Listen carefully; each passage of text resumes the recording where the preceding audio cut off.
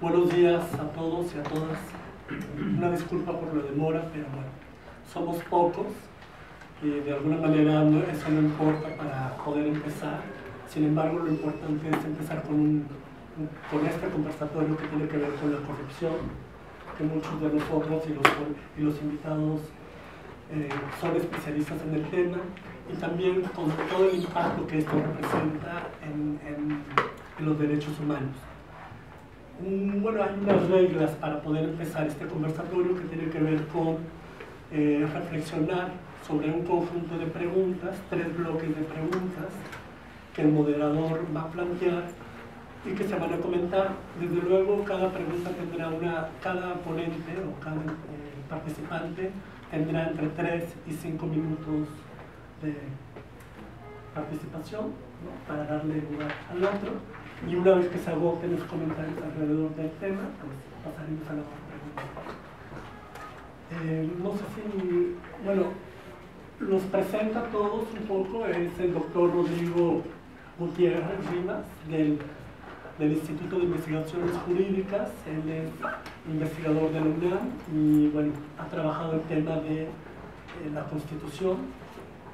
A ver, tú, Rodrigo, ¿nos podrías decir? Gracias. Bueno, soy especialista en Derecho Constitucional, especialista en Derechos Humanos, y dentro de los derechos humanos me he especializado en los derechos económicos, sociales y culturales. Bueno, hoy estamos obligados a también conocer el derecho internacional de los derechos humanos por un vínculo muy estrecho que se ha generado en la Constitución. La licenciada Tere Gómez se podría presentar, por favor, sí, yo, en la Comisión Nacional de Derechos Humanos. Yo estoy a cargo de la Dirección General de Enlace y Fortalecimiento en la Comisión Nacional de Derechos Humanos. Tengo más de 25 años en el tema, tanto en la Comisión Nacional como en la Comisión del DF, y también en áreas de gobernación y de PGR, trabajando en el tema, en la materia de derechos humanos. Particularmente he tocado temas que tienen que ver con género y derechos humanos, y migración y trata de personas y derechos humanos. Y hoy me toca, desde hace 2 años, dirigir un área que es muy interesante, que tiene que ver con todos los vínculos y que tiene la Comisión con las diferentes organizaciones sociales en el país, en toda la República, y desarrollando y fortaleciendo estos temas, la multiplicidad de agendas que hay en materia de derechos humanos con las organizaciones sociales. Gracias. Doctor.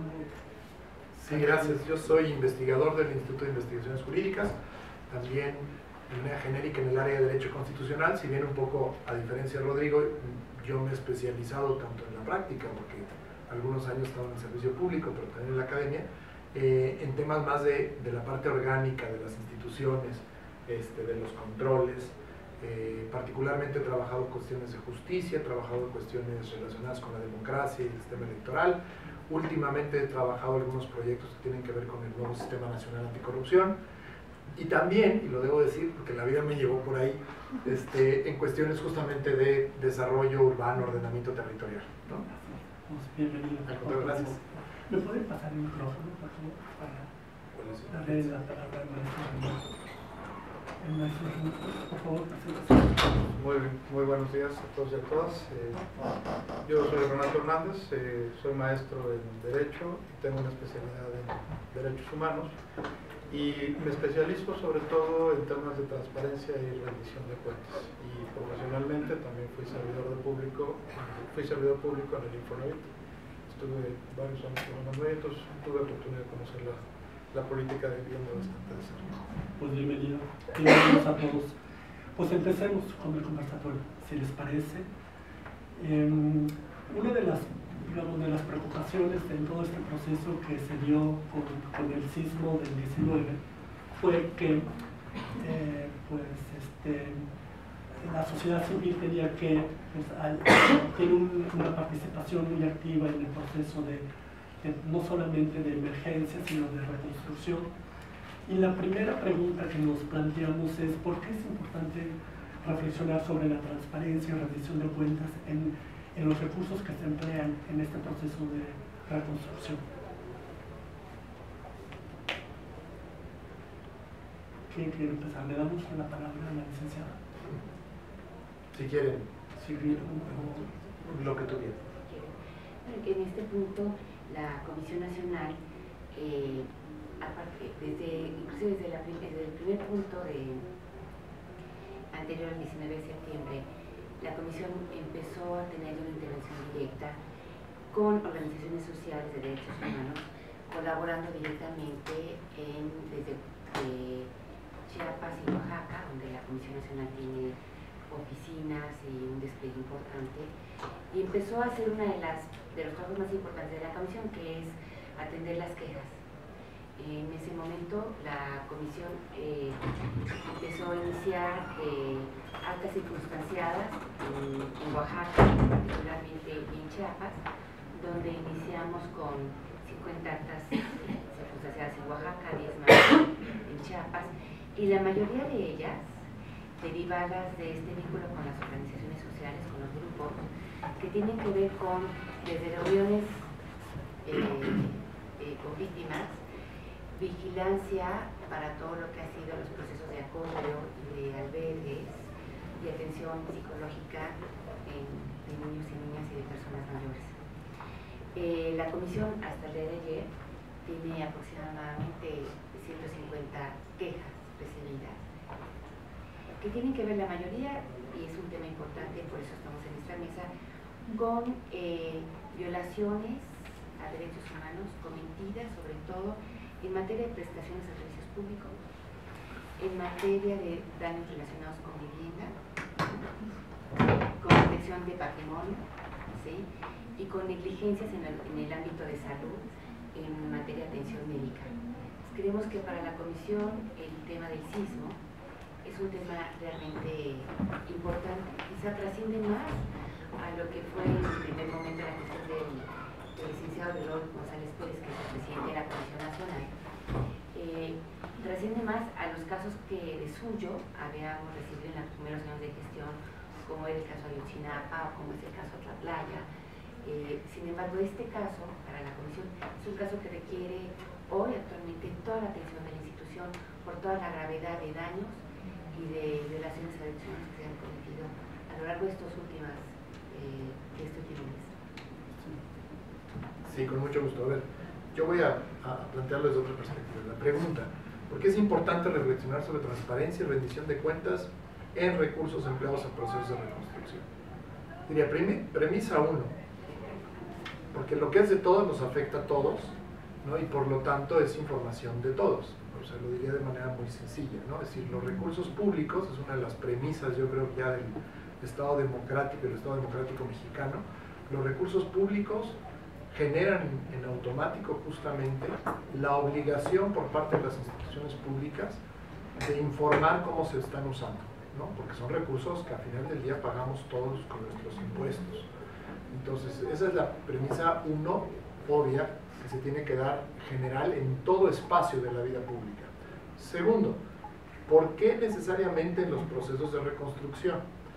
Porque la emergencia, digamos, la emergencia del sismo o de los sismos recientes, pues finalmente es un problema público, ¿no? Y es un problema público que además dejó lecciones muy importantes. Volvió a mostrar que las instituciones gubernamentales se tardan en reaccionar, ¿no? Se tardan, o sea, y finalmente porque se trata de actuar en escenarios y en procedimientos que no tienen establecidos. Entonces es mucho más rápido la sociedad reaccionando y cubriendo y llenando espacios que lo que hacen las instituciones públicas. Pero lo que viene después de la emergencia, que es justamente los procesos de reconstrucción, sí se requiere de un alto nivel de coordinación y de dirección para llevarlo a buen puerto. Si todos, en la manera en que la sociedad sale y ayuda en la emergencia, si hicieran lo mismo con la reconstrucción, sería una reconstrucción totalmente caótica, desordenada y muy probablemente hecha sin estándares técnicos adecuados. Entonces ahí sí se requiere ya de un conocimiento técnico muy especializado y por tanto de coordinación para llevarlo a cabo. Se vuelve un asunto público, y como asunto público donde se van a usar recursos públicos y privados, se requiere justamente que sea muy transparente y se rinda cuentas, porque al final del día el dinero que está llegando para la reconstrucción otra vez es dinero de todos, ¿no? Y yo diría una premisa última nada más para terminar, porque México ya vivió una experiencia y la experiencia nos ha dejado lecciones. La experiencia fue el 85, lo que ocurrió. Yo creo que quizá todavía no es el momento de evaluarlo de manera general, Yo creo que se lograron cosas importantes con el sismo del 85 o con las experiencias del sismo 85, pero se quedaron muchas cosas sin atender.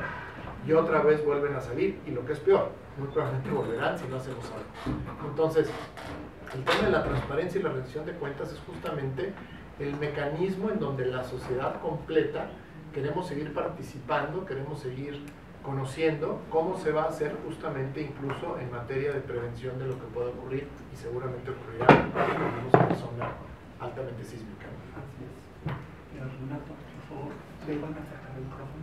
Bueno, yo también quisiera dar otro aspecto, otra visión sobre el uso de los recursos públicos. No olvidemos que nuestro país cuenta con varios fondos, y estos fondos han sido reservas patrimoniales que se han ido constituyendo con la finalidad de poder atender incidencias o circunstancias que se presenten. La propia política de vivienda, por ejemplo, obliga a que todos los departamentos o todas las propiedades que son financiados por instituciones de vivienda deben de contar con un seguro. Y este seguro pues tiene una serie de limitaciones específicas en su aplicación y en su diagnóstico que se tienen que cubrir para poder hacer efectiva la contraprestación del seguro. Entonces ahí tenemos una fuente de financiamiento que tiene que ser observada y revisada. La segunda tiene que ver con los fondos para desastres que tiene nuestro país, el FONDEN y otros 3 fondos más que no son tan conocidos por ahí, pero que sin embargo tienen reglas de operación específicas y circunstancias que tienen que cubrir las personas que son afectadas por un fenómeno cataclísmico para poder acceder a estos recursos. Y esto, y coincido con lo previamente dicho por Hugo, significa que tiene que existir una declaratoria o un trámite que tienen que llevar a cabo los gobiernos de los estados para poder acceder a estos recursos. Entonces ahí hay un proceso de coordinación entre el gobierno del estado, la ubicación y el diagnóstico de las personas afectadas y la disponibilidad de fondos existentes. Y hay un tercer mecanismo que es poco visibilizado, pero me parece que tenemos que comenzar a observar, que es el de cooperación internacional y el de donativos internacionales que entraron al país con motivo de el fenómeno sísmico. Y en este sentido, pues tenemos que observar que por versiones periodísticas, porque todavía una versión oficial, se está hablando de más de 150 millones de dólares que han entrado al país, declarado públicamente por los gobiernos de otros estados. Tendríamos que ver realmente cuáles fueron las aportaciones vía donativo que se realizaron al Estado mexicano para poder establecer la volumetría de eso. Entonces, cada uno de estos mecanismos tiene formas de operación distintas y por lo tanto requieren procesos de transparencia y de rendición de cuentas diferenciados, ¿no? Sería la primera aproximación que yo les daría al respecto y sigamos. Muchas gracias. Bueno, yo querría problematizar el concepto de reconstrucción aparte. O sea, y colocar sobre la mesa de discusión cómo estamos pensando ese proceso de reconstrucción, quiénes son los actores que van a actuar en ese proceso de reconstrucción y cómo se va a hacer. Entonces, digamos, hay una mirada que creo que es la mirada dominante, que es una reconstrucción desde arriba, ¿no? Y eso significa que el gobierno tiene que imaginar un conjunto de fondos y las instituciones de corte administrativa que los van a gestionar, tanto fondos públicos como fondos privados, donaciones, etcétera, etcétera. Y a partir de eso construir una política pública desde el gobierno hacia abajo, y las personas deberían desde abajo ver cómo encuentran los canales para bajar esos fondos para la reconstrucción. Y es obvio que ahí la transparencia es fundamental.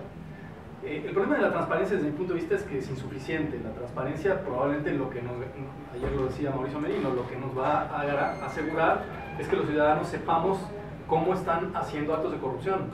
Claro, nos podría ayudar a evitar esos actos de corrupción, pero probablemente la transparencia se agota ahí. Oigan, tenemos transparencia y sabemos que están haciendo corrupción. Bueno, sí, acá arriba también lo sabemos, ¿no?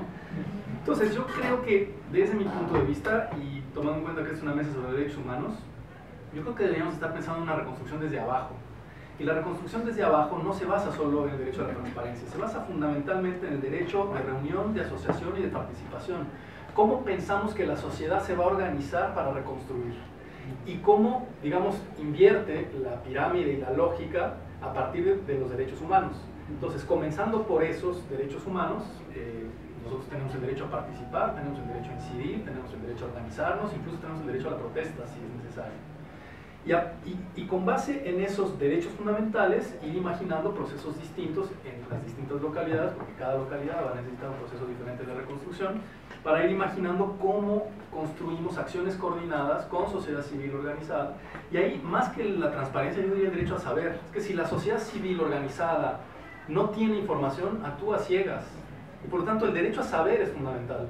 Pero incluso el derecho a saber, y el derecho a saber cruza el eje del sismo desde antes. Porque, por ejemplo, en esta ciudad nadie sabe en qué situación de riesgo está. Porque no hay un atlas de riesgo, porque Mancera ocultó el atlas de riesgo. Justamente el 19 de septiembre había una marcha de sociedad civil organizada para exigirle a Mancera que entregara el atlas de riesgo. No sabemos nuestras casas en dónde están y qué condiciones, bajo qué circunstancias geofísicas, geomorfológicas está ubicada. Y eso es problemático. Ahora justo estaba escuchando a Evin Schutz que dice, claro, es que donde se cayeron las casas es en la zona lacustre. En donde empiezan las faldas de la montaña, son los suelos más sólidos, ahí no. Bueno, eso no lo sabemos.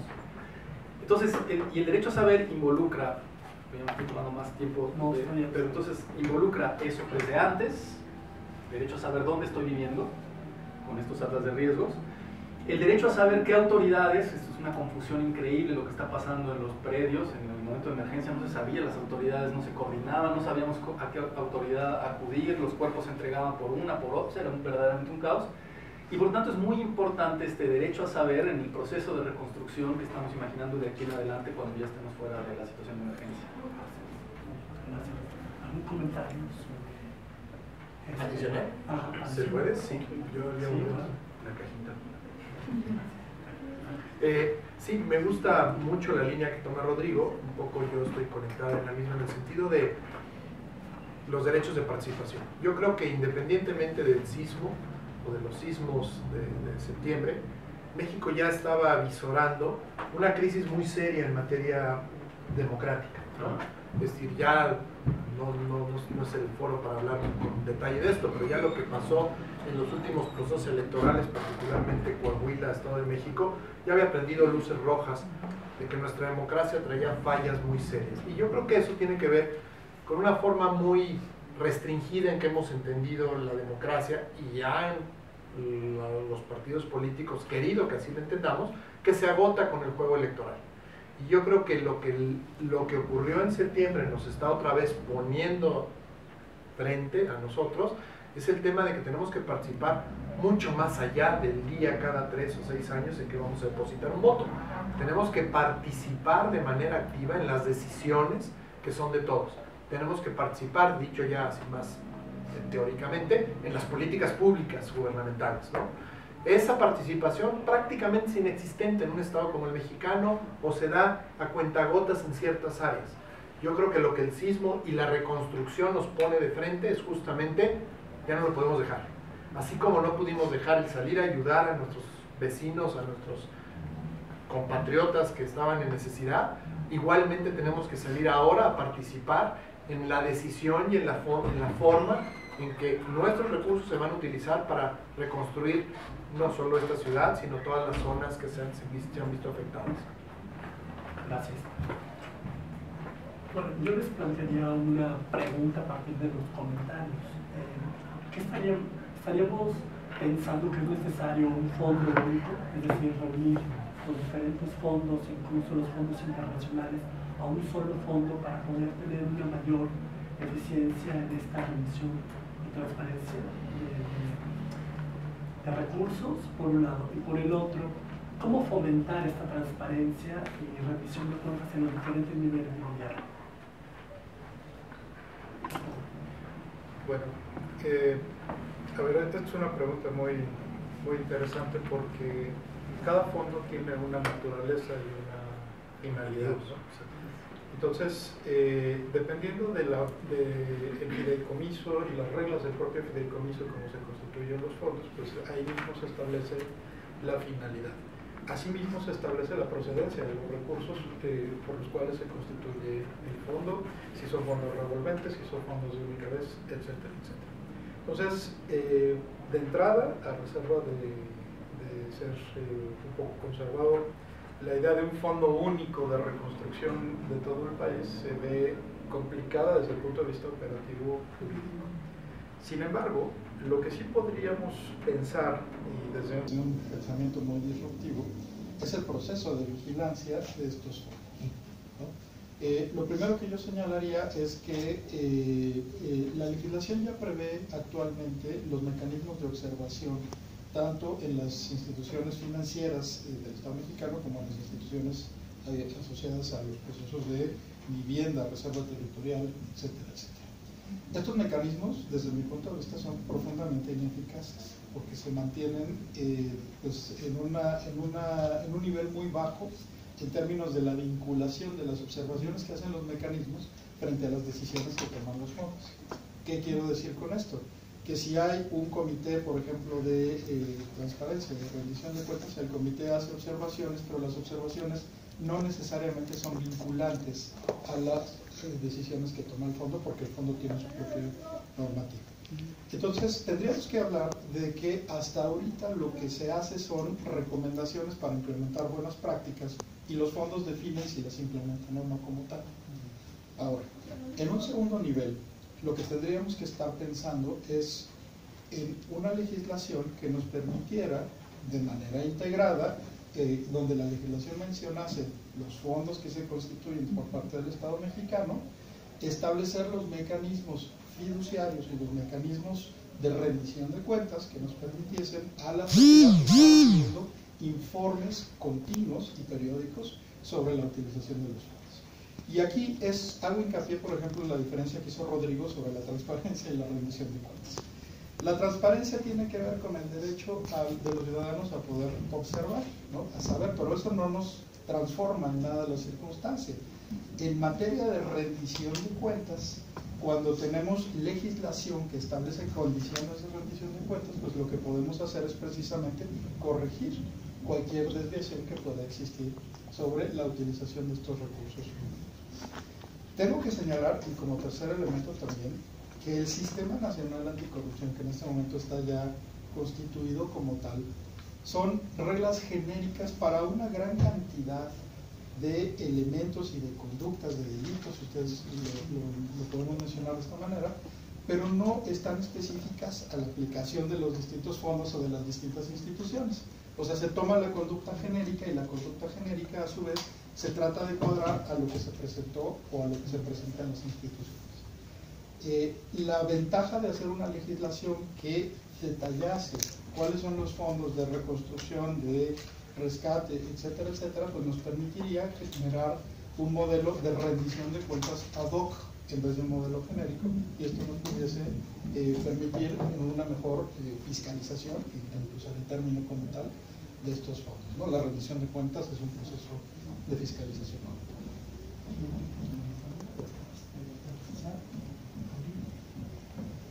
Me parece que en la parte de lo que son los fondos y el planteamiento de un fondo o los fondos, es que haya varios fondos, es mucho más complejo para la población ciudadana. Creo que, sin embargo, lo complejo son, como dice el maestro Hernández, lo complejo son las medidas y lo que son los mecanismos de aplicación de los fondos. Es muy complejo. Creo que en este momento, por la urgencia, hablar de unificar fondos y de todas las medidas y procedimientos de aplicación es mucho muy complejo en toda la administración pública. Sin embargo, sí creo que hoy es cuando más tenemos que pedir rendición de cuentas. Me parece que lo que comenta también Rodrigo Gutiérrez en relación a la participación y el derecho a decidir y el derecho a participar es fundamental. Si uno revisa la participación ciudadana en las políticas públicas, si uno lo concreta en las áreas de la administración pública, inclusive de procuración de justicia, uno ve que de manera puntual la administración pública, las instituciones difícilmente tienen áreas de participación ciudadana, difícilmente tienen mecanismos de diálogo ciudadano, difícilmente tienen áreas de sociedad civil donde se comenten y se abran agendas de discusión sobre las políticas y sobre las agendas institucionales.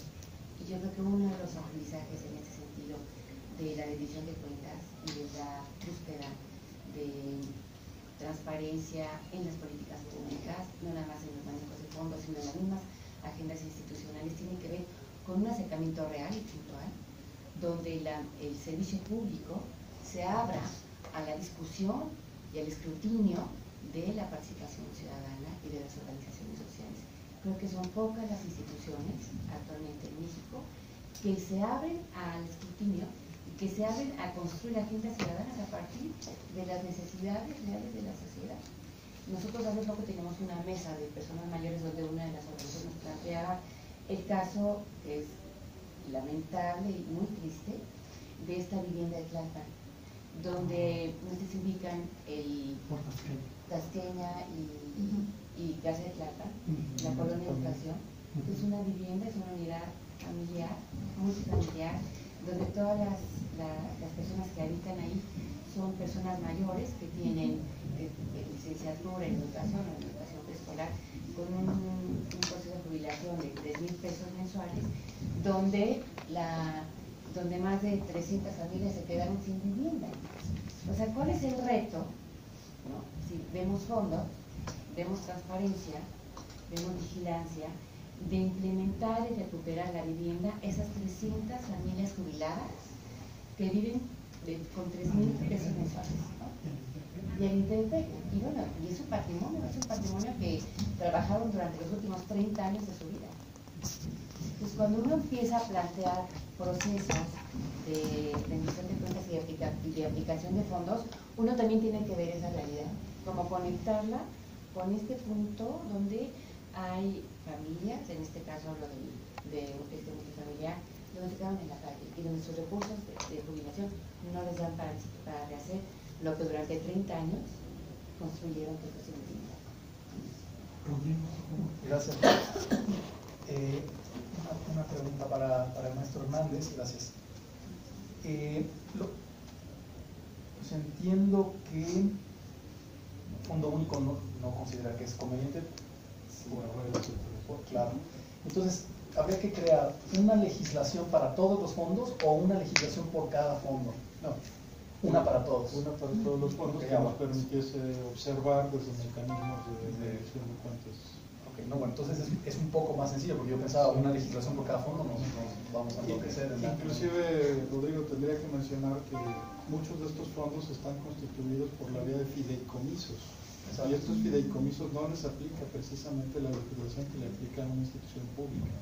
Hay fideicomisos que se pueden manejar de forma muy opaca por la propia naturaleza de la Constitución, y en ese sentido se vuelve complicado de observar.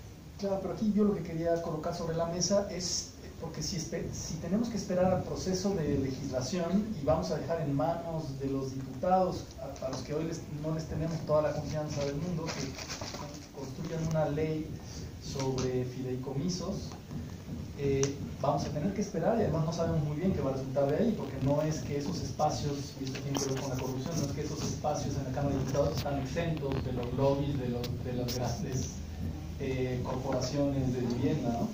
Entonces, ¿qué ley va a salir de ahí en un proceso que tendrá que ser muy acelerado? Y la pregunta que yo querría colocar es si no podemos utilizar la Constitución directamente, o sea, es una iniciativa preferente, una aplicación, ni siquiera iniciativa preferente, una aplicación directa de la Constitución, diciendo, tenemos el artículo 6º, y por lo tanto, en una interpretación conforme con tratados internacionales, con el Pacto Internacional de los Derechos Civiles y Políticos, la ciudadanía tiene acceso a la información sobre esos fondos, incluso no habiendo legislación.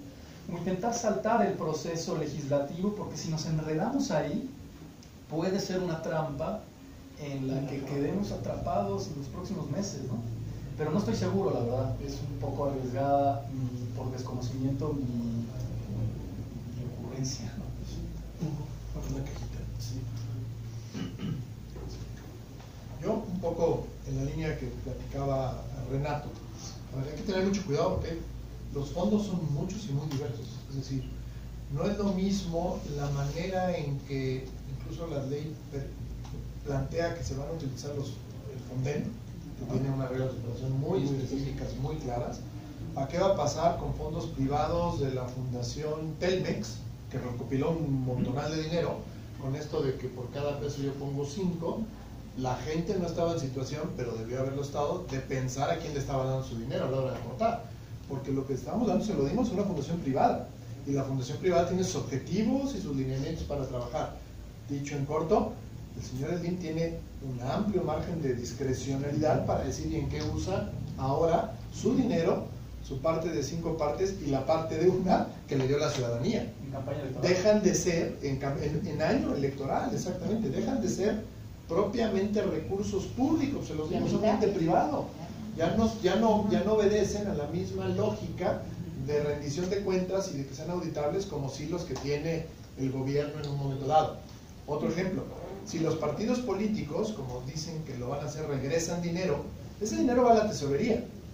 No hay una ley que diga que ese dinero obligadamente va a ir a la reconstrucción. Y la tesorería, la Secretaría de Hacienda, va a decidir, como decide todas las reasignaciones presupuestales a lo largo de cada año fiscal, cómo utiliza el dinero. Si al final del día no lo utiliza en reconstrucción y lo utiliza para, no sé, para darle una ampliación a la Secretaría de Marina, o sea, así trabaja y así está facultada la Secretaría de Hacienda para reconducir el presupuesto. Entonces, sí estamos ante un abismo terrible de fondos que se dieron con la muy buena intención ciudadana de que fueran para la reconstrucción. Pero la reconstrucción es un ente abstracto, genérico y muy amplio, y hay mucho peligro de cómo se va a utilizar. Dicho todo lo anterior, yo estoy de acuerdo con Rodrigo que va a ser muy difícil ahorita ponernos de acuerdo en una ley única de utilización de todos estos fondos diversos, ¿no? Y en todo caso, yo lo que me atrevería más bien a empujar es que también con lo que ya existe en la Constitución, tratar de montar una instancia de vigilancia, como decías tú también, Renato, de vigilancia de los fondos, que por lo menos sea la instancia que tenga la facultad para pedir o hacer que se rinda información y cuentas de cómo se están utilizando todos estos fondos muy diversos. Porque acabaría con otro tema que también me preocupó. ¿Quién, cómo y cuándo le dijo al señor Mancera que podía utilizar recursos públicos para dar de a 3,000 pesos ayudas a la gente? ¿Bajo qué lineamientos, bajo qué leyes, bajo qué facultades? Claro, es totalmente anticlimático que alguien vaya ahorita a hacer el cuestionamiento cuando se supone que es una ayuda para salir de la emergencia. Pero desde un punto de vista estricto legal, me encantaría oír el fundamento de en base a qué está dando ese dinero, de dónde viene ese dinero y cuáles son los criterios para decidir si eres un damnificado o no. Ya se supo que hubo un enorme porcentaje, miles de pesos, mal dados a gente que no era realmente damnificada, ¿no? Entonces sí hay un tema muy fuerte. Yo diría que cada fondo, ahora sí ni modo, opere conforme está constituido y para lo que está constituido, pero por lo menos estemos muy bien enterados de que se está utilizando en eso y no en campañas políticas o en alguna otra situación, ¿no? Muy bien.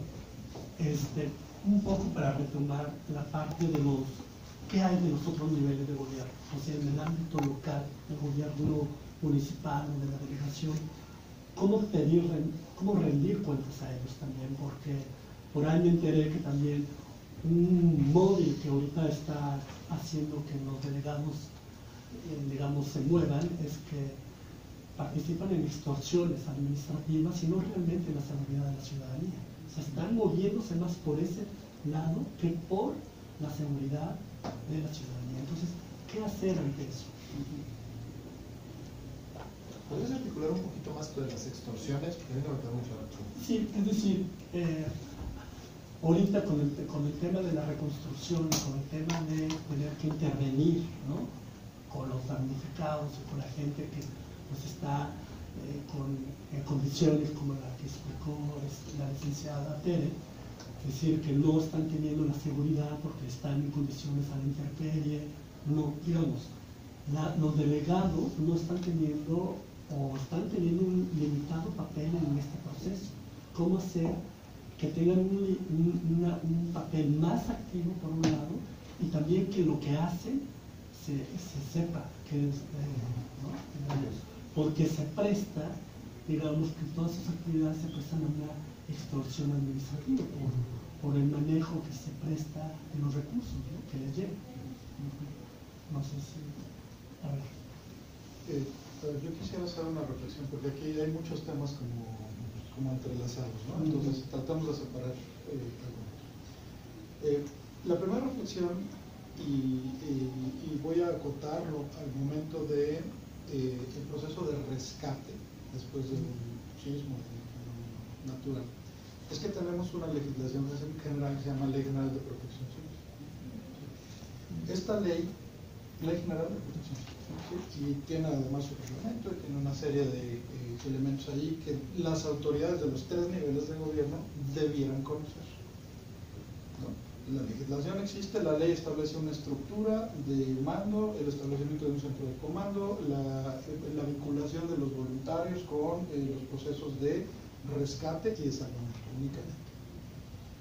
¿Cuál fue el problema? Y yo estoy seguro que muchas y muchos de ustedes, su servidor, que salimos a las calles, a las circunstancias que ocurrieron, nos dimos cuenta. Pues que esta ley sencillamente fue olímpicamente ignorada. En lo personal, yo pude observar que Protección Civil llegó a muchos de los lugares en los cuales yo acudí 2 o 3 días después, cuando el proceso de coordinación pues, debió haber sido en el momento. Quien tiene la capacidad logística y de respuesta es las Fuerzas Armadas, ¿no? Después la Policía Federal y después una serie de instituciones que se integran en el plan en el plan MX, ¿no? Que es un plan de vinculación de todas las instituciones públicas para una situación de riesgo y desastre. Ok. Ahora, este es como un primer acercamiento de lo que debió haber ocurrido. Las delegaciones, los municipios, etcétera, la verdad es que están en una condición de debilidad operativa y administrativa para atender una circunstancia de rescate y salvamento. Y hay que decirlo con toda la claridad, ¿no? Si bien tienen infraestructura, tienen maquinaria, tienen equipos, no tienen la capacitación y el entrenamiento para abordar una operación de esta naturaleza, ¿no? Su servidor, por ejemplo, estuvo en uno de los frentes en los que estuvimos, estuve en el taller de las costureras que se derrumbó en la zona centro de la Ciudad de México, y este frente especialmente estaba resguardado por las Fuerzas Armadas, pero era el gobierno de la Ciudad de México el que estaba realizando las labores de rescate y salvamento. Puedo señalar que entre este frente y otros frentes que estaban controlados por las propias Fuerzas Armadas, había mucha diferencia en la metodología de trabajo que se estaba usando para las prácticas de rescate y salvamento. ¿Sí? ¿Qué puedo señalar? Pues que en el de las costureras había 4 o 5 puntos de inserción, 5 o 6 corporaciones tratando de hacer procesos de rescate, y todos se estaban poniendo en riesgo mutuamente porque en un proceso de salvamento tiene que haber un coordinador general que es el que hace la coordinación de cómo, cuándo y dónde se entra, por ejemplo, a una situación de derrumbe. No es que entren y a ver cuántos pueden sacar, es un proceso sumamente riesgoso. Había maquinaria pesada, etcétera. Había como muchas circunstancias ahí que no van de acuerdo a lo ortodoxo que son los procesos de salvamento. El ejército actúa al revés.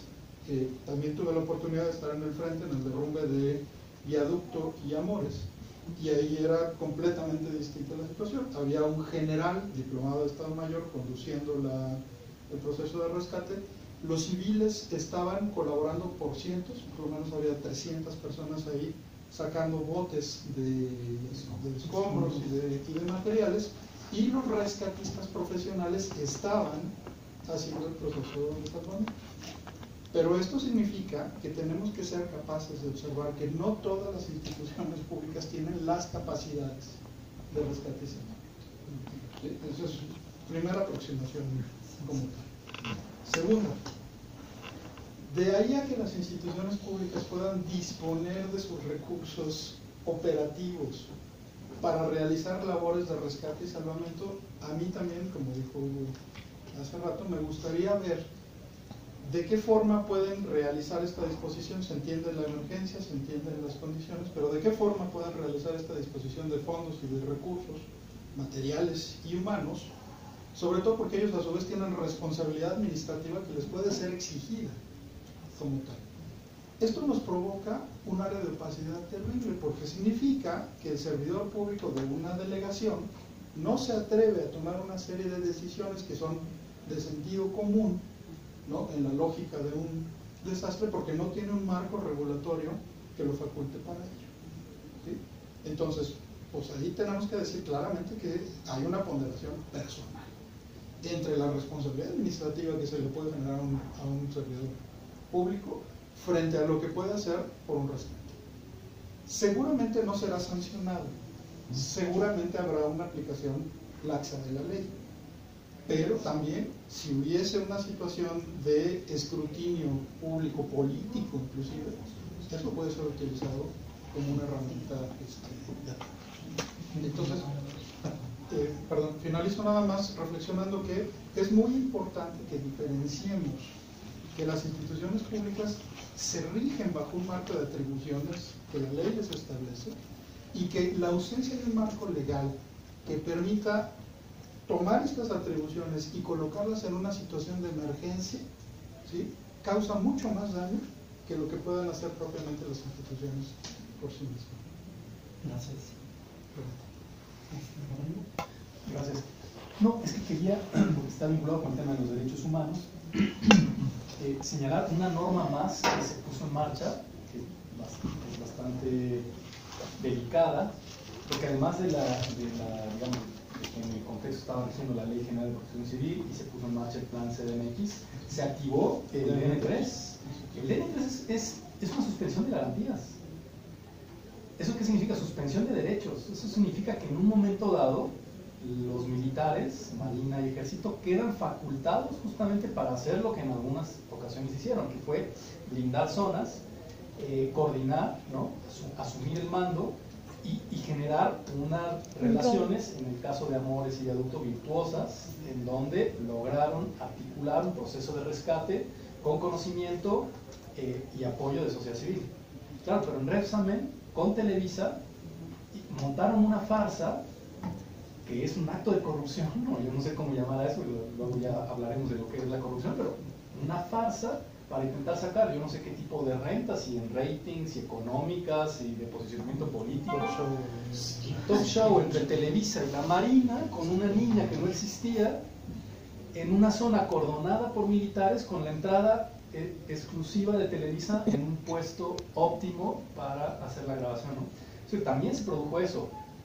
Quería colocar eso para problematizar el tema de que no solo cuando hay una legislación desplegada y apropiada con instituciones con conocimiento de causa haciéndose cargo de un proceso, no estamos, sociedad civil, ya digamos en una situación óptima y pudiendo confiar plenamente en lo que las autoridades querían también como generar ese contrapunto, ¿no? Porque también es problemático. Licenciada. Yo me quedo con esto que comenta Rodrigo, del tema de la situación de emergencia y la discusión de DN3.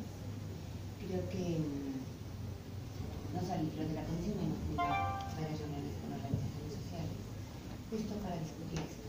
Y creemos que, si bien es cierto, la administración pública no está, a pesar de la ley y del mecanismo del FONDEM y estas áreas de protección civil, no está realmente capacitada para atender situaciones del signo que vivimos.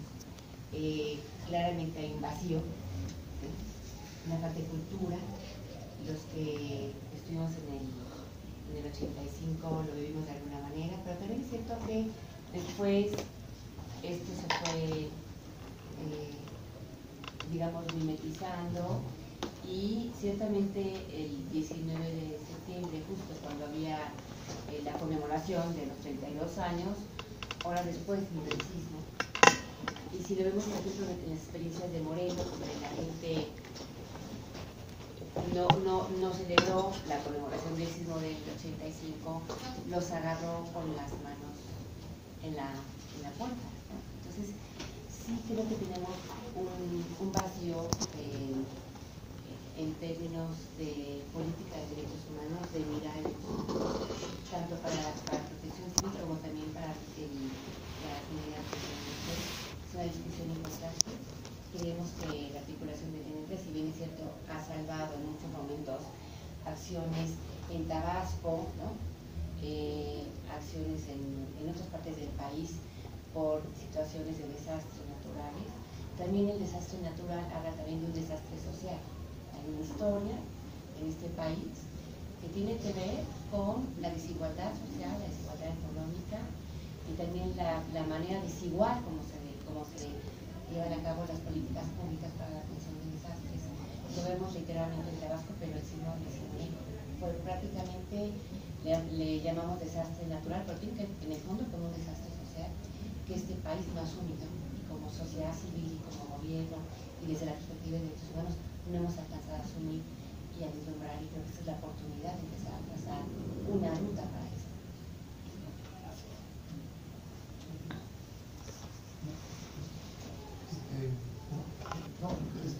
Nada más que agregar.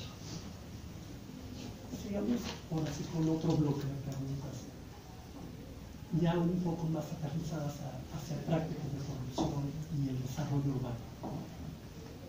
¿Cómo podemos implementar o garantizar la implementación de políticas públicas en materia de vivienda y desarrollo urbano con este enfoque de derechos humanos que hemos venido planteando?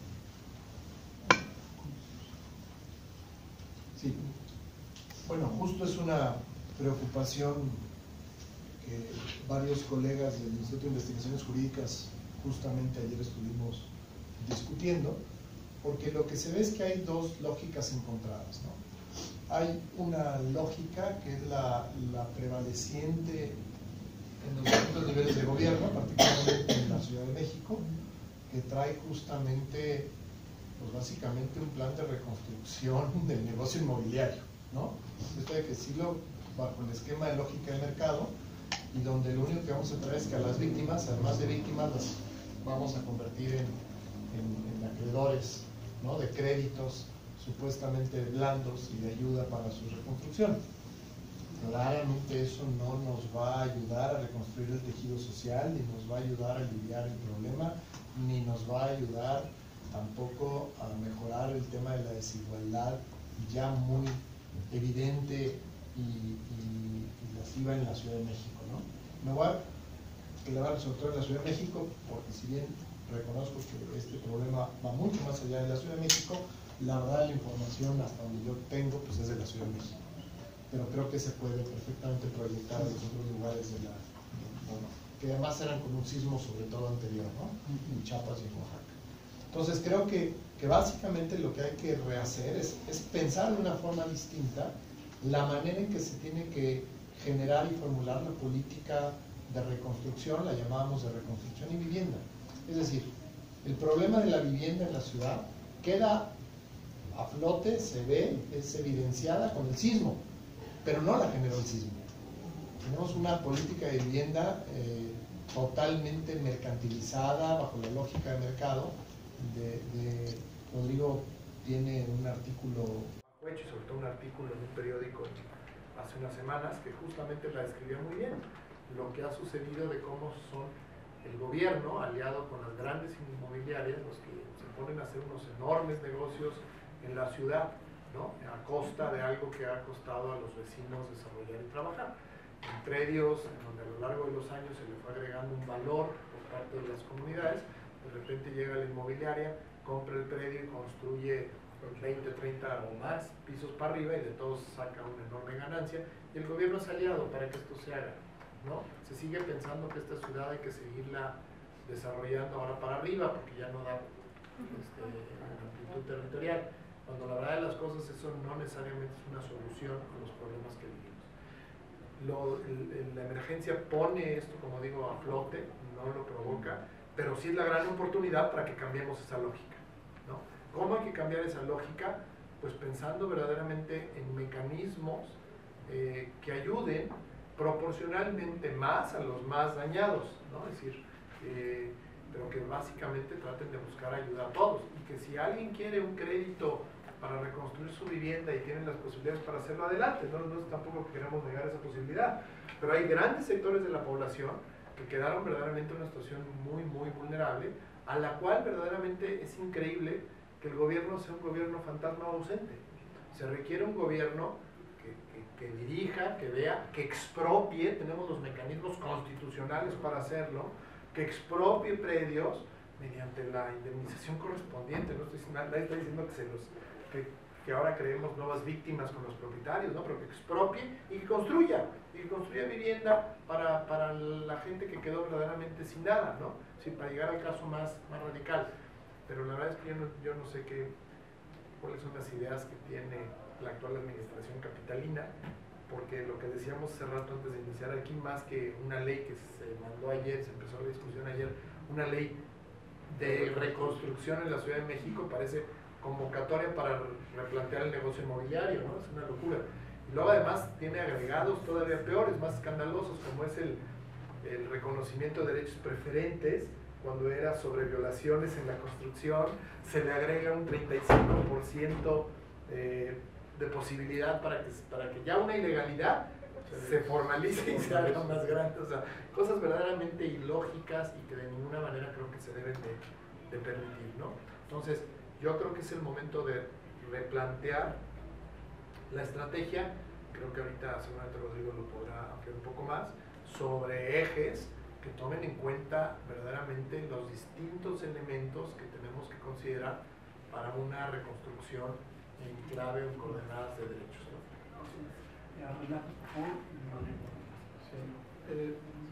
Yo quisiera profundizar un poco más el comentario de por ejemplo, en las colonias que salieron profundamente afectadas, vamos a hablar de la Ciudad de México, en la zona centro de la Ciudad de México, lo que teníamos antes del proceso de los sismos era una burbuja especulativa y una burbuja inflacionaria.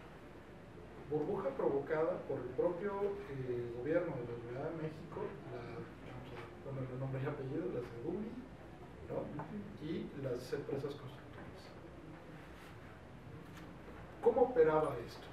Bueno, pues bajo las leyes del mercado, oferta y demanda, estas colonias empezaron a recibir una gran cantidad de inversión pública en mobiliario urbano y el mejoramiento del espacio urbano. Es más, les va a dar un poco de risa, pero en algunas esquinas había procesos de remoción de banquetas que estaban en perfectas condiciones, con la finalidad de poder después establecer que el gobierno había hecho inversión y poder asumir que un porcentaje de los procesos de venta de estos inmuebles, cuando se llevasen a cabo, pues tienen un cierto porcentaje en materia de derechos y de impuestos. Lo grave no es esto, sino es la especulación que se genera alrededor. Un departamento de 90 metros cuadrados que en cualquier colonia de la Ciudad de México, que dicho por medio es de las más caras del país, la Ciudad de México, que está entre 2 millones, 2 millones y medio de pesos, ¿no? Se estaba vendiendo en estas colonias entre 7 y 9 millones de pesos. O sea, es un negocio gigantesco, ¿no? Entonces, este es el contexto de antecedente dentro del cual nos sorprende el fenómeno sísmico. Asociado a esto el proceso inflacionario, todas estas colonias se vuelven increíblemente caras para los procesos de vida normal, para surtir la despensa, para los súper. Es más, si ustedes son un poquito curiosos, pueden acudir a los centros comerciales de estas colonias y a los mercados sobre ruedas de estas colonias y comprobar que la relación de precios, ¿no?, entre una es por lo menos un 30% más. Y no hay una razón real de distribución, de mayor calidad. Lo que hay son razones del mercado por las cuales pues estás en tal lugar, pues lo cobras más caro, exactamente el mismo producto. Okay. Nos sorprende el proceso de los sismos y salen a flote una gran cantidad de fenómenos que tienen que ver con el apoyo corrupto a estos procesos especulativos. Y aquí tenemos que hablar del manejo del uso de suelo, ¿no?, del cambio en el uso de suelo, de las autorizaciones de construcción y de quién está supervisando estas autorizaciones de construcción. A lo mejor deberíamos estar platicando un poquito lo que están hablando en la mesa de aquel lado, pero esto tiene mucho que ver con derechos humanos. Porque resulta que quienes compramos una vivienda asumimos de buena fe en un contrato, ¿sí?, que la vivienda está cumpliendo las condiciones establecidas en la ley reglamentaria, ¿sí?, sobre construcción, sobre ubicación y una serie de características que nos brindan seguridad. O sea, esto tiene que ver con la integridad de las personas. Cuando hay un proceso de corrupción de por medio a esto, pues lo que ocurre es que se edifica una vivienda, pero a lo mejor tenemos deficiencias en materiales, tenemos otras especificaciones en términos de cimentaciones o en construcción, o sencillamente tenemos algún argumento que inclusive a veces se utilizan los amparos en materia administrativa para brincarse la reglamentación de construcción y poder convertir un H5 en un H7, etcétera, etcétera, ¿no? Entonces, esto es importante que también lo visibilicemos, porque quienes son afectados realmente en un proceso de corrupción son los derechos humanos y las propias personas, ¿no? Redondeo aquí la participación para permitir la participación de mis colegas, pero más adelante platicaré. Muchas gracias. Bueno, como este conversatorio empezó muy rápido, yo no aproveché, nunca tuve la cortesía de agradecerle a Oscar y al PUEC de habernos invitado esta vez, pero creo que es el momento más apropiado de hacerlo porque realmente se está convirtiendo en un espacio súper interesante, muy sugerente. Yo quería, en relación a esta pregunta sobre políticas públicas y derechos humanos, iba a hacer una primera intervención con una respuesta como muy ceñida a esa pregunta, pero ahora que se abrió esto, quisiera también reflexionar sobre ello. Lo que nos está comentando Renato en realidad es un acto estructural de corrupción, que se llama captura del Estado. Digamos, hay un Estado cooptado por intereses económicos, que son la mafia inmobiliaria, que ha capturado a las instituciones, a las distintas instituciones encargadas de gestionar el suelo y de construir vivienda, y les ha impuesto una lógica de mercado especulativa en una tendencia cada vez más obvia de privatización de un bien que es un derecho humano como es la vivienda, y que por supuesto lo que genera son esas burbujas que producen renta y apropiación privada por parte de ciertos actores. Eso es lo que tenemos desplegado en el territorio. Los derechos humanos justamente son la lógica contraria a eso, porque los derechos humanos lo que proponen es el acceso universal a un bien que es fundamental para la vida y que no necesariamente tiene que estar en el mercado. Es más, justamente lo contrario, los derechos humanos se oponen en alguna medida a las lógicas de mercado, porque lo que propone un derecho humano es que todas las personas, independientemente de que tengan capacidad o no de compra, puedan acceder a este bien, en tanto que ese bien es fundamental para la vida digna. Y en México lo que hemos tenido en el mundo de la vivienda es más bien la lógica del mercado cada vez más intensa. Bueno, dicho eso, paso a la pregunta, ¿no? ¿De qué forma se pueden implementar políticas públicas en materia de vivienda con derechos humanos? Bueno, hay que, no sé si voy a ser muy obvio, pero en tanto que estamos en una facultad de arquitectura, alguien podría preguntar legítimamente ¿qué es un derecho humano? Bueno, un derecho humano es, imaginémoslo como un triángulo. Hay una persona o un grupo de personas que tienen una pretensión justificada en una norma de poder acceder a un bien, y frente a esa pretensión justificada en una norma hay un actor, un tercero, que está obligado a hacer cosas. Obligado a hacer o obligado a no hacer, que principalmente es el Estado. Entonces, ese Estado tiene obligaciones específicas derivadas del contenido de los derechos humanos, en este caso de la vivienda. La vivienda tiene un contenido esencial: seguridad de la tenencia, accesibilidad, información, no discriminación, etcétera, etcétera, y el Estado tiene obligaciones que cumplir en relación con ese contenido esencial. Todo eso, todas esas obligaciones, el Estado las tiene que desplegar a través de garantías, de mecanismos de protección. Un mecanismo principal de protección es una ley. Se tiene que crear una ley de vivienda que se ajuste a los contenidos del derecho a la vivienda, y tiene que crear políticas públicas.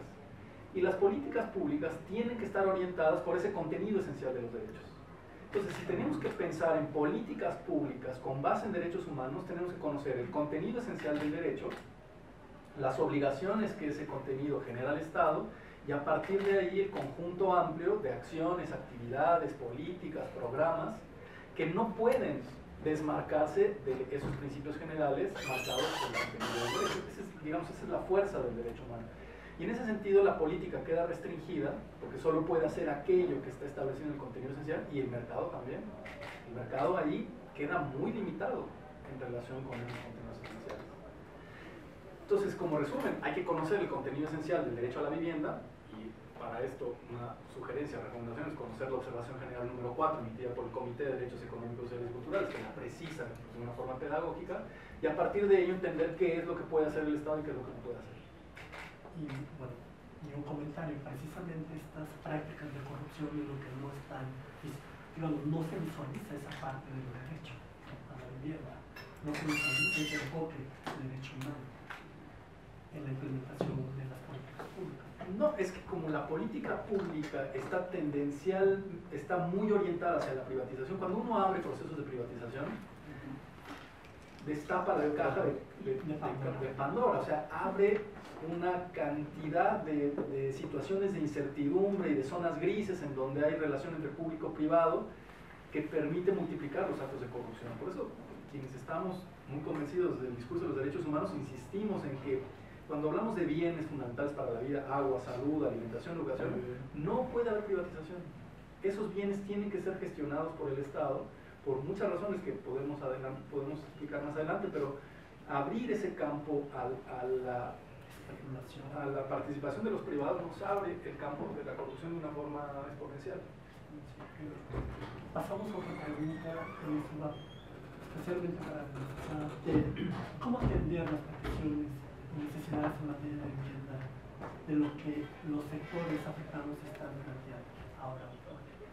Yo partiría en este punto a lo que comenta Rodrigo, que tiene que ver con que el Estado incumple con la obligación de proteger los derechos humanos cuando autoriza permisos a las empresas privadas para la construcción de viviendas desapegada a los estándares de la normatividad de vivienda. Creo que es un punto muy importante. Ahí es una de las violaciones más importantes a derechos humanos. Y creo que la Ciudad de México, ya lo comentaba el maestro también Hernández, la Ciudad de México hoy, este boom inmobiliario que tenemos en la Ciudad de México, tiene que ver con que también el gobierno de la Ciudad de México y el Estado como tal ha incumplido con la obligación de proteger y vigilar los estándares de vivienda y la perspectiva de derechos humanos. En ese sentido, la Comisión, que tiene un alcance importante sobre las quejas que se presentan por las víctimas y por las víctimas de los sismos, en particular en la Ciudad de México, tiene ya este proceso de investigación de algunas viviendas y de algunos inmuebles que por una parte no fueron realizados en su oportunidad y que también incumplen con las reglas, y bueno, otros que tienen que también que cayeron. Y esto con esta observación que hace el Comité de Naciones Unidas, esta observación general, que tiene que ver con este principio, tiene criterio de seguridad jurídica de la tenencia, con la disponibilidad de servicios materiales y facilidades de infraestructura, con esto que también tiene que ver con los gastos soportables, con la habitabilidad, que incluye desde la protección de riesgos estructurales en la construcción, y con esta accesibilidad que tiene que estar referida a las garantías que tienen que tener los inmuebles, y sobre todo a esta acción prioritaria de viviendas para grupos desfavorecidos. Entonces, la Comisión, en este tiempo, les mencionaba yo el número de quejas que tenemos en cuanto a la Ciudad de México. Estamos en un proceso de investigación muy complejo y ha emitido un estudio que hizo con la Comisión Nacional, con la UNAM y con el Instituto de Ciencias, particularmente sobre protección civil y derechos humanos. Es un estudio que está a punto de publicarse, pero que tiene que ver con esta perspectiva de medidas de observación en materia de derechos humanos, no sin dejar de investigar todas las quejas que hemos recibido por el tema inmobiliario, que son realmente, a pesar de que la competencia es, digamos, local, la Comisión tiene esta facultad de atender, observar, investigar y llevar a cabo hasta nivel de recomendación las quejas por vivienda en la Ciudad de México. Sí, yo me gustaría agregar nada más dos elementos al tema específico de los derechos humanos. Y es correcto que en materia de derechos humanos el Estado tiene obligación de respetar, de proteger y de cumplir los derechos humanos. Son como las tres dimensiones específicas. Pero aquí tendremos que observar la dificultad que existe en la vinculación entre delitos de orden civil y penal y propiamente los derechos humanos. O sea, desde el punto de vista teórico, esto es un problema grave que aún no está resuelto. Por ejemplo, en materia de vivienda de construcción, ¿no? Pensamos en una situación completamente hipotética, en donde hay abusos de confianza, sobornos, peculado, cualquier cantidad de delitos de orden civil y de orden penal. Vincular esto a los derechos humanos significa que se afectan las garantías de seguridad jurídica en una relación contractual que se establece entre quien compra una vivienda y a lo mejor una empresa inmobiliaria. ¿Sí? ¿Dónde entra el Estado? ¿Dónde entra la correlación con el Estado? Pues que el Estado incumple a través de los procesos de supervisión, a través de los procesos de reglamentación, en prevenir y en respetar. ¿Sí? Y esto permite una vinculación directa en materia de responsabilidad del Estado frente a las situaciones que están ocurriendo.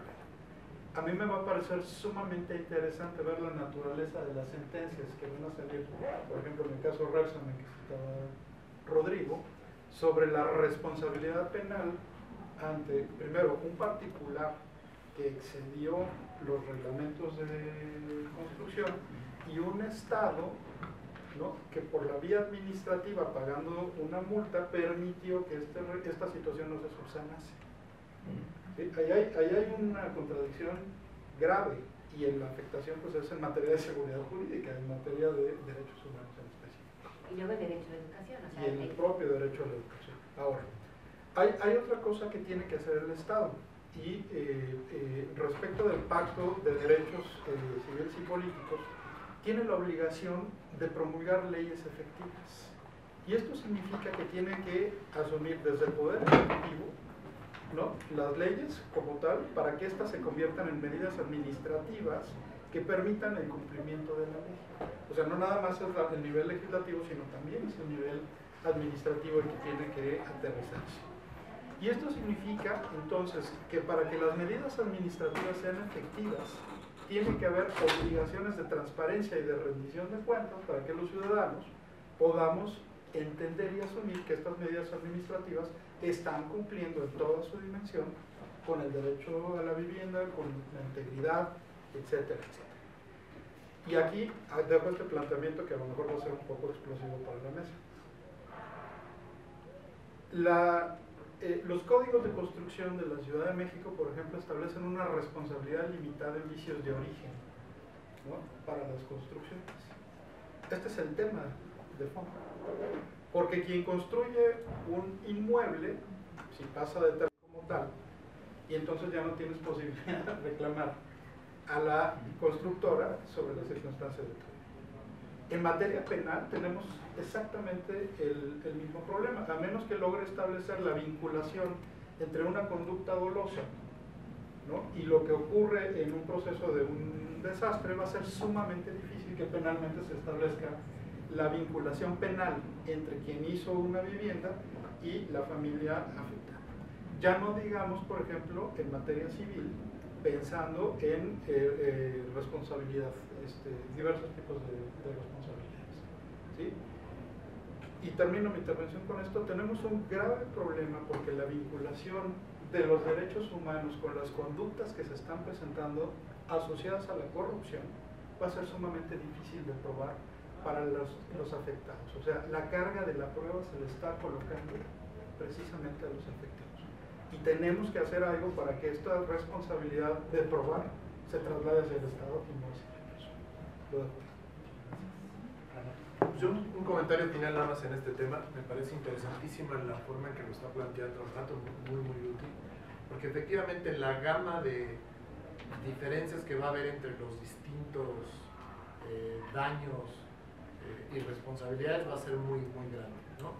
Va a haber, ayer simplemente escuchábamos en el conversatorio que hice alusión jurídicas, pues que justamente muchos de los edificios ahora dañados fueron edificios que en el sismo del 85 ya estaban y no habían sufrido mayores daños. Algunos más sí habían tenido algunas recomendaciones para reforzamientos. Pero imagínense ustedes ya la antigüedad de muchos edificios. Hoy Héctor de Mauleón en una nota muy interesante habla de los edificios en el centro histórico que ya estaban también en muy mal estado y que acabaron siendo afectados. Pues obviamente ahí el tiempo obviamente diluye las responsabilidades, porque además eran edificios que ya hace mucho tiempo había prescrito la responsabilidad directa de los constructores. En algunos de los del centro histórico supongo que no va a haber ni anales de quienes los construyeron, ¿no? Empieza el artículo muy interesante hablando de donde originalmente era una casa donde se fundó la Academia de Lenguas, ¿no? En 1875, imagínense ustedes. Es decir, entonces va a haber una enorme variedad en el catálogo de situaciones que se van a presentar y de las posibles responsabilidades que se van a poder deslindar. Hay responsabilidades civiles cuando son inmobiliarias que no cumplieron con las reglas que tenían que cumplir y directamente van a ser responsables del pago de daños y perjuicios a los perjudicados. Y hay obviamente una serie de responsabilidades administrativas y penales para muchos aquellos de los funcionarios públicos que dejaron, que fueron sobornados, entonces, o sea, que participaron en la violación de estas normas, ¿no? No va a ser una cosa fácil, va a ser una cosa bastante compleja el poderlo determinar. Pero me gustaría esto nada más redondear más bien que sigue, más allá del proceso de estar culpando y determinando quién tiene que hacer o incluso quién se tiene que ir al botiquín. Me parece que es muy limitado encerrar gente. Lo que queremos es mejorar nuestra calidad de vida en la ciudad. Pues yo creo que sí, las lecciones van a ser muchas. Una, nos tenemos que tomar muy en serio nuestros reglamentos de construcciones, porque como bien se dice, no es que ya hubo un sismo, es que ha habido, hay y va a haber sismos en la Ciudad de México. Entonces ya no es un tema tan aleatorio y voluntario de ya dejarlo. Los reglamentos de construcciones los tenemos que revisar, los tenemos que mejorar y tenemos que ser especialmente duros, tipo implementación de alcoholímetros, ¿no? Que eran a prueba de balas, o así se presumían, con las construcciones en la Ciudad de México, ¿no? Las construcciones tienen que ser limitadas, justo al revés de lo que está diciendo el gobierno a cargo de Mancera, que 35% de ¿cómo le llaman? De plusvalía para agregarle. No, hay que bajarlos. Tenemos seguramente que hacer construcciones bajas, no tan altas, con todas las seguridades del mundo, muy reforzadas. No podemos tener revisiones que nadie supo y nadie sabe si se hicieron o no. Tenemos que quizá probablemente tener instancias que las revisen periódicamente, pues para otorgar seguridad a la Ciudad de México, ¿no? Y tenemos que ampliar con mucho el tema de la protección civil, que es una forma en que la pensamos y participamos de manera muy simplona. Lo tenemos que empezar a tomar muy en serio, al igual que lo hacen las otras ciudades en el mundo que viven con este tipo de contingencias, ¿no? Creo que Chile es un caso importante, mismo Japón, ¿no? Hay que tomarnos muy en serio el tema de la protección civil, ¿no? Bueno, si no, creo que entiendo, la mesa ahora empezó a como abordar la posibilidad de imaginar cómo el discurso de los derechos humanos nos podría permitir sancionar a quienes cometieron actos de corrupción. Entiendo que Renato estaba planteando eso, ¿no? Y Renato lo que nos decía es, bueno, frente a ese conjunto de actos muy complejo y muy diverso, uno puede imaginar en distintas vías, la vía civil, la vía penal, y yo quería abonar para imaginar cómo se podría utilizar el discurso de los derechos humanos y específicamente el tema del derecho a la vivienda para imputar una responsabilidad internacional a nuestro Estado en un acto de corrupción, ¿no? Entonces, con un caso concreto, un soborno, por ejemplo, un soborno a un funcionario público que otorgó un permiso de un helipuerto que digamos, contribuyó para que se cayera un edificio. Bueno, uno diría ahí podemos ir por la vía penal para intentar sancionar ese acto de corrupción, pero la vía penal es bastante cortoplacista. Ayer también nos lo advertía Ibarra Palafox, ¿no? Porque, claro, esas personas que construyen un helipuerto tienen abogadazos, van a pagar mucho dinero, el sistema de justicia es bastante corrupto, y sobre todo de justicia penal, entonces probablemente mediáticamente sea muy importante y muy interesante decir que vamos a acusar penalmente a esa persona, pero luego en la práctica, cuando se despliegue ese juicio, que va a tardar 3 años, se va a defender esta persona con sus abogados, va a salir de la cárcel confianza, se va a perder en la noche de los tiempos y no vamos a entender, no vamos a saber al final qué ocurre. ¿Cómo se puede procesar eso desde el punto de vista de los derechos humanos? Bueno, habría que decir que ese acto de soborno produjo una violación al derecho a la vivienda en uno de sus contenidos esenciales, que es el de habitabilidad. Decía muy bien la licenciada Gómez que el contenido del derecho a la vivienda se puede subdividir en seguridad jurídica de la tenencia, disponibilidad, gastos soportables, habitabilidad y asequibilidad. Cuando uno desagrega los indicadores sobre habitabilidad, encuentra un vínculo directo a afectaciones, lo tengo aquí textualmente, frente a situaciones críticas. La idea de habitabilidad es decir que la vivienda ofrezca un espacio adecuado a sus ocupantes de protección frente a las condiciones climáticas, amenazas para la salud, riesgos estructurales. Entonces, aquí lo que podemos demostrar es que ese soborno produjo un riesgo estructural sobre una vivienda, que es un derecho fundamental, y que el Estado no llevó a cabo la obligación de proteger frente a un tercero que puso en riesgo el contenido esencial en habitabilidad. Y ahí, digamos, la verdad es que es un laberinto bastante técnico, pero se podría en un momento dado acusar al Estado de haber incurrido en la violación del derecho humano a la vivienda por esta circunstancia, vinculando corrupción y derechos.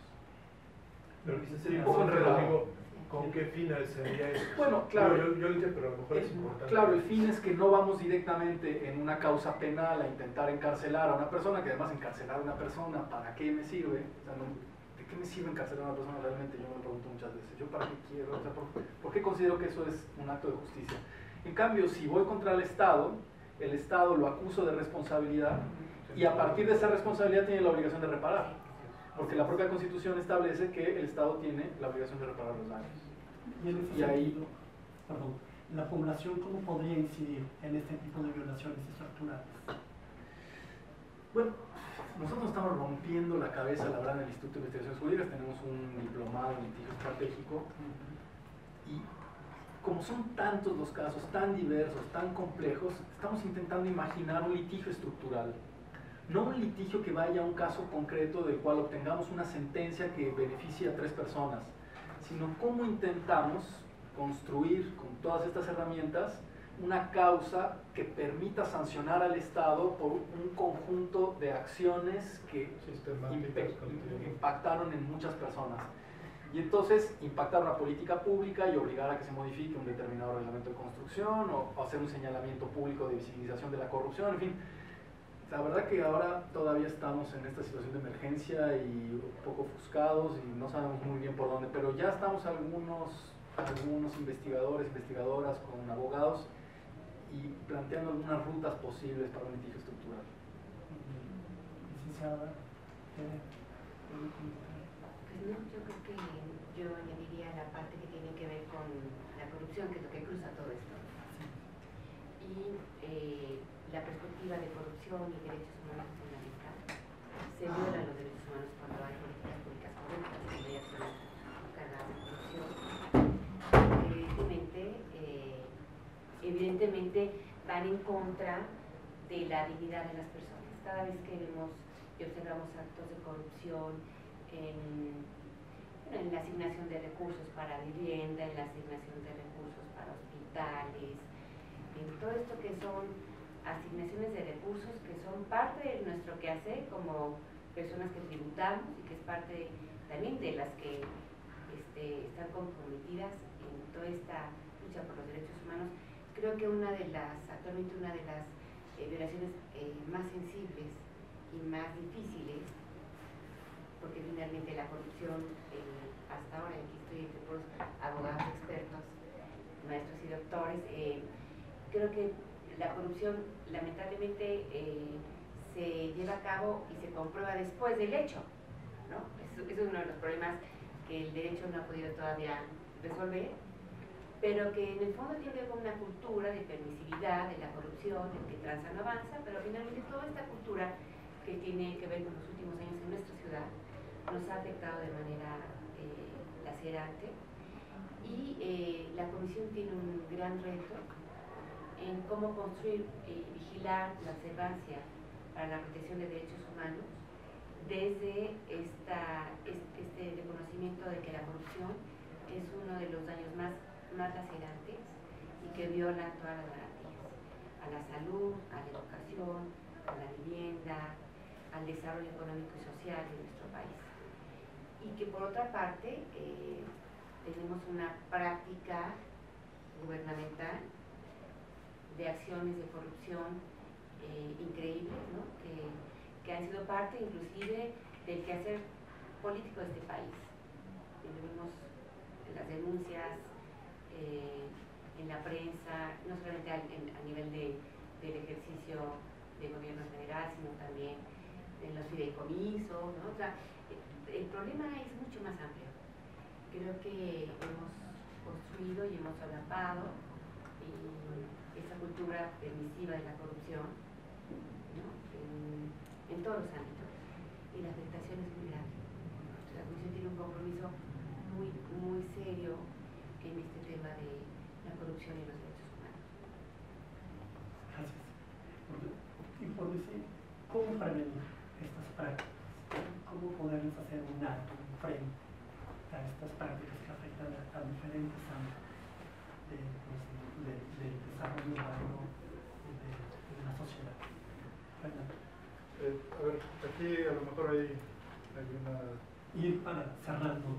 diferencia conceptual, pero a mí, como dijo Hugo, me gustó mucho lo que hiciste. Tenemos que acabar en propuestas de cómo acabar con una mejor ciudad y de cómo resolver muchos de estos problemas. Y yo haría 3 propuestas sumamente concretas. La primera es quitarle a CEDUBI y al gobierno de la Ciudad de México el monopolio del diseño de los planes parciales de desarrollo de la ciudad. Y en ese sentido, cuando me refiero a quitarle, significa armar procesos participativos donde las personas que viven no solamente en la colonia específica en la que se va a afectar, sino en las inmediaciones, tengan un mecanismo de participación y consulta efectivo para saber qué se va a hacer con su entorno urbano, ¿no? Esto es un fenómeno sumamente opaco porque el proceso de normalización de los planes parciales de desarrollo pues obedecen a criterios urbanos que desarrollan los propios funcionarios públicos de CEDUBI, pero que no le quedan nunca claro a la población. Un día llegas a tu calle y te encuentras con que pues ya hay una obra en el viaducto, ya hay una obra en tal lugar, ya se está construyendo determinada cosa, que no es necesariamente negativo, pero que tiene que ser asumido por la población como tal. Y esto es un proceso de participación clara y es el ejercicio de un derecho humano específico. La segunda propuesta concreta que yo haría es el proceso de supervisión, que está dividido en términos administrativos entre el INVEA y las delegaciones, y aquí hay otra gran área de opacidad gigantesca, ¿no? ¿Qué es lo que ocurre? Pues el INVEA supervisa, por cierto de una forma muy profesional, conozco el proceso que realiza el INVEA, pero cuando la delegación califica el proceso de revisión y si ya se subsanaron las violaciones a las obras o cualquiera que haya sido el motivo de la clausura, pues entonces ya no existe una vinculación que en teoría en la norma se especifica, pero que en la práctica no ocurre. Entonces, tener desarticulado este proceso y además tenerlo articulado en las delegaciones significa pues que hay 16 personas con rangos con capacidad y con rangos de decisión pudiendo incidir en a quién se le quita y a quién no se le quita una clausura y cuáles son las circunstancias jurídicas. Y para esto me parece que tendría que haber no nada más un proceso de supervisión ciudadana, porque los ciudadanos no tenemos, o sea, somos afectados, pero no tenemos la capacidad técnica para realmente valorar si estas decisiones se están tomando de forma correcta. Y aquí es donde las universidades tendrían que entrar, y específicamente la Facultad de Arquitectura. Y me parece que un tercer proceso que debe ser revisado a profundidad para tener una mejor ciudad tiene que ver con el riesgo que manejamos al principio de la sesión. El Instituto de Geofísica de la UNAM publicó un atlas de fracturas que se detectaron ahora en la Ciudad de México. Gracias a esta publicación el gobierno de la Ciudad de México se vio pues prácticamente obligado a liberar un sitio web donde establecía los atlas de riesgo de la ciudad. Pero les invito y los invito a que traten de consultar su calle y donde está su casa, a ver si pueden establecer el nivel de riesgo al que están sujetos. Yo al menos en este momento, con la información que hay, no pude lograrlo, ¿no? Porque significa que tienes que superponer el mapa del Instituto de Geofísica sobre el mapa de la ciudad con calles y colonias, y además tienes que hacer una interpretación correcta de los múltiples riesgos que hay, porque sepan ustedes que no nada más tenemos riesgos sísmicos, también tenemos riesgos de inundaciones y tenemos otra serie de riesgos que tendríamos que estar observando y sabiendo como ciudadanos. Entonces, esta información no solamente debe de ser pública, cosa que ya comienza a ocurrir, tiene que estar estructurada de tal forma que las y los ciudadanos, porque si no el derecho humano de acceso a la información no se cumple. Entonces, hago estas tres propuestas muy concretas que tienen que ser aterrizadas para que se pueda operativizar lo que Hugo menciona con el tiempo necesario. Con esto finalizo. Yo voy a tomar algunas de las cosas que ya están en leyes muy, porque son leyes muy nuevas, que apenas prácticamente podemos decir que están como poniéndose a prueba, cosas que tienen que ver con el Sistema Nacional Anticorrupción. No me gustaría estar en los zapatos de los funcionarios del Sistema Nacional Anticorrupción, porque esta va a ser una prueba de fuego del más alto nivel, ¿no? de qué hacen y para dónde lo llevan y cómo se orientan. Pero creo que hay algunas cosas interesantes que deberíamos de tomarlas como base para orientar justamente hacia dónde tenemos que movernos, ¿no? Un poco agregando quizás las propuestas que hace Renato.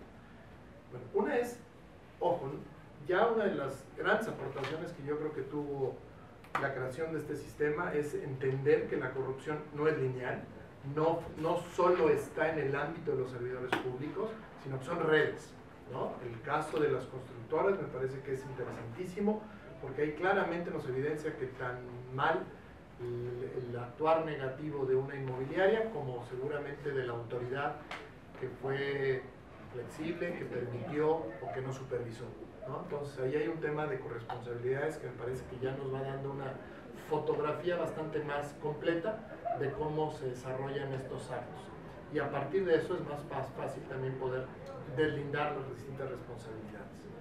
Creo que parte del reto va a ser deslindar las distintas categorías de actos de corrupción que se llevaron a cabo, porque ahorita simplemente generalizamos y decimos que fue incumplimiento por parte de constructoras, ¿no?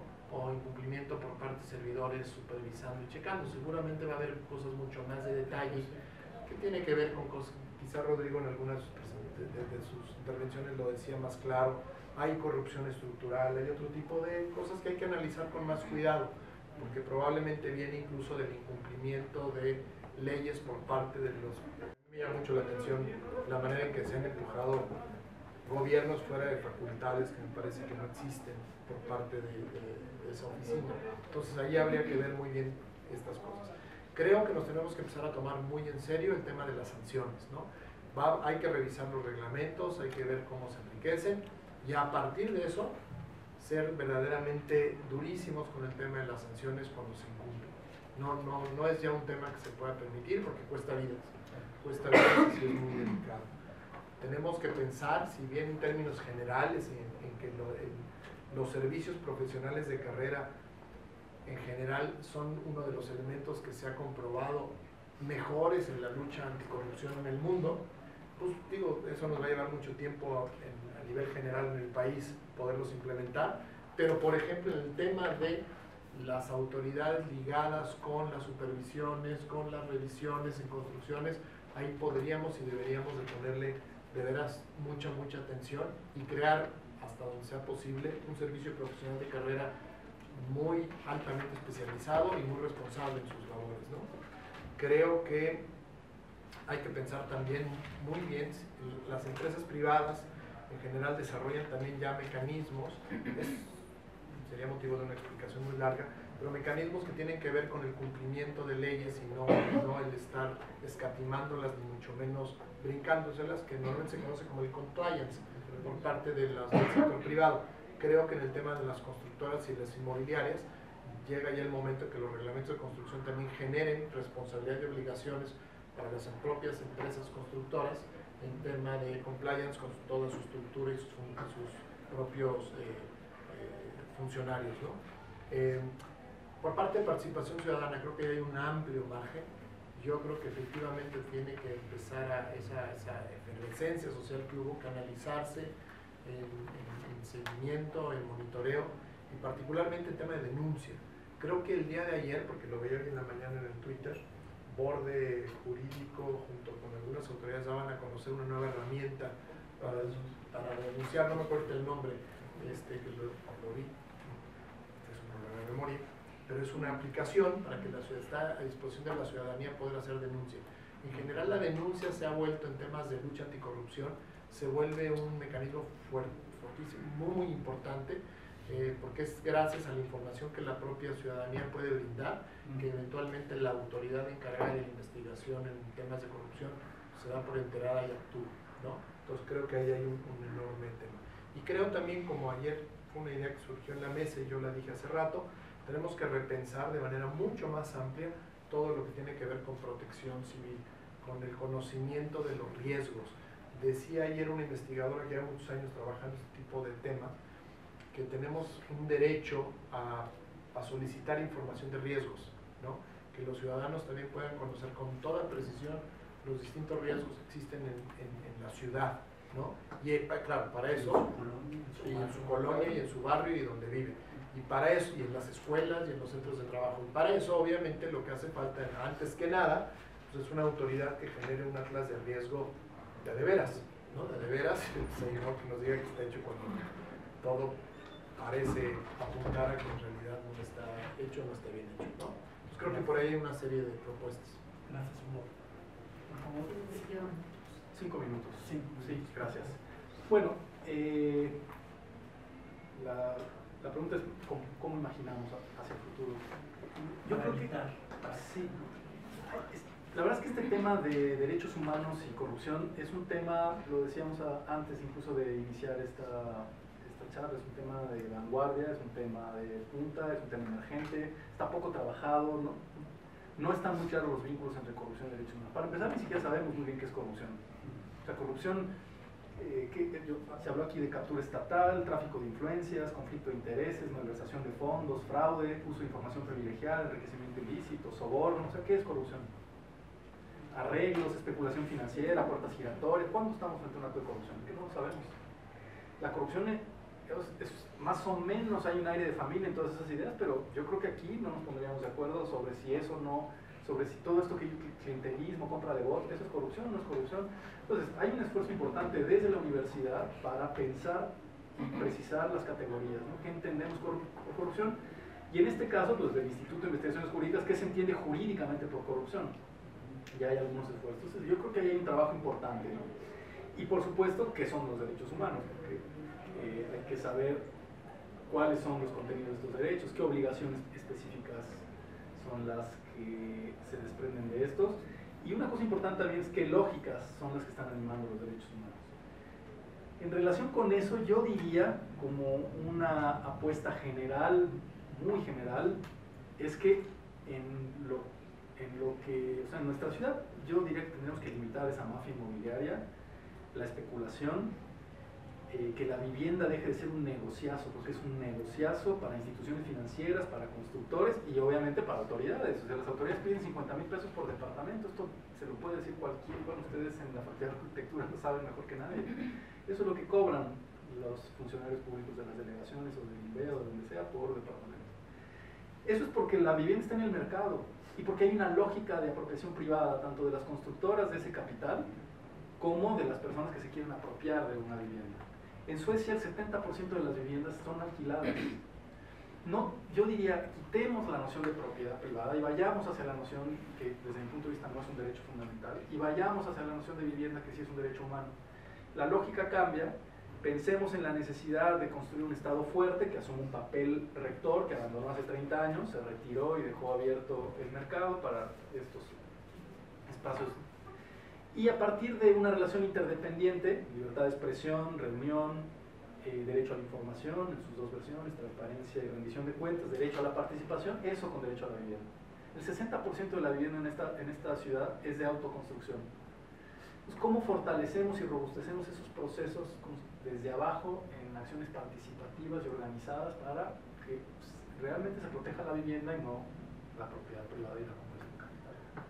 Pues sí, pues hay mucho, ¿no?, que todavía profundizar en todo esto, pero creo que ustedes ya plantearon elementos muy importantes para poder continuar con este diálogo, que de alguna manera no lo vamos a detener.